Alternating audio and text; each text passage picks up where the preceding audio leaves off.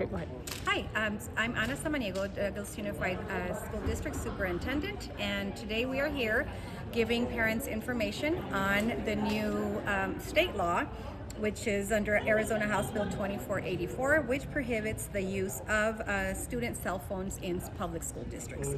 And so today we informed our parents that we will be showing our governing board the new policy that they will have to board approve. And in this policy, it just talks about the procedures that are going to happen internally to adhere to the state law, which prohibits students from using the cell phones in school.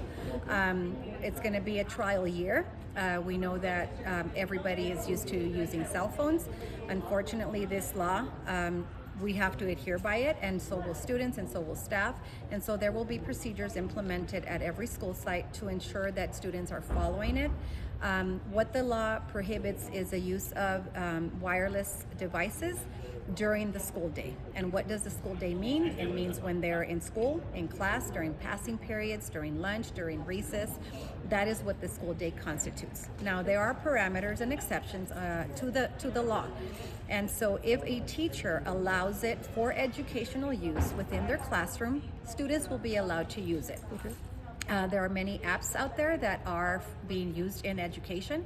So in those cases, as long as the teacher allows it, it will be permitted under emergency purposes. So if there is a school emergency or if the child has an emergency and they have to call, let's say 911 or call the office or call a parent, then that will be an exception to the rule. If a student has a medical condition, and the parent feels the need for the child to have access to their phone during school hours, they will have to deal with the front office, fill out a form, and under a medical exception. So there are exceptions to the rule. A question that came today was, will this affect school trips or sports, sporting events? And at this time, the school day is just considered the school day. The school day. And so it'll be a different atmosphere at schools once schools need to follow and adhere to the state law. Okay, and Ms. Samaniego, when the kid comes into the school, you said that they could put it in their backpack, but can they keep it in their backpack? Yes. Okay, they don't have to put it in their locker or so anything. students can bring their cell phone to school. Okay. It just cannot be utilized and be seen. Okay. And so if they, they can have it in their backpacks, turn it off. They can have it in their backpacks, leave it on silence. Okay. As long as it's not being used for the wrong intentions as the law states. Okay, and one more question. You said something that was interesting, that teachers may have to now start teaching the old way again. Can you elaborate on that? Well, I mean, I'm a teacher, and so I taught for 14 years. And so back when I taught, cell phones didn't exist. Right. And so the traditional way of teaching was, books, was doing research, Right.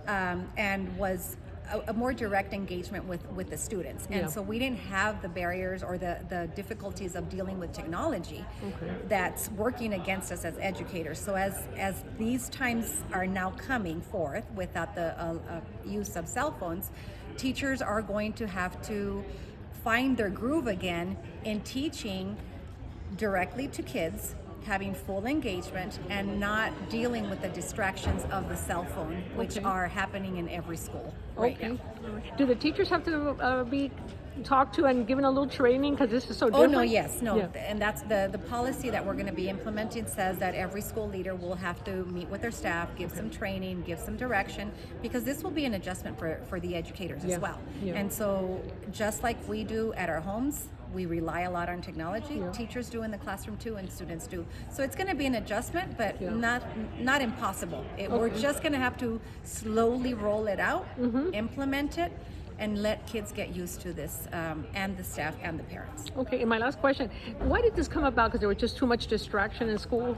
Well, this was, the governor signed this into law, April 2025. And so what it does really, it was just pretty much, I think it's a law that puts parameters and safety procedures for kids. Okay. Really, that's the whole intent.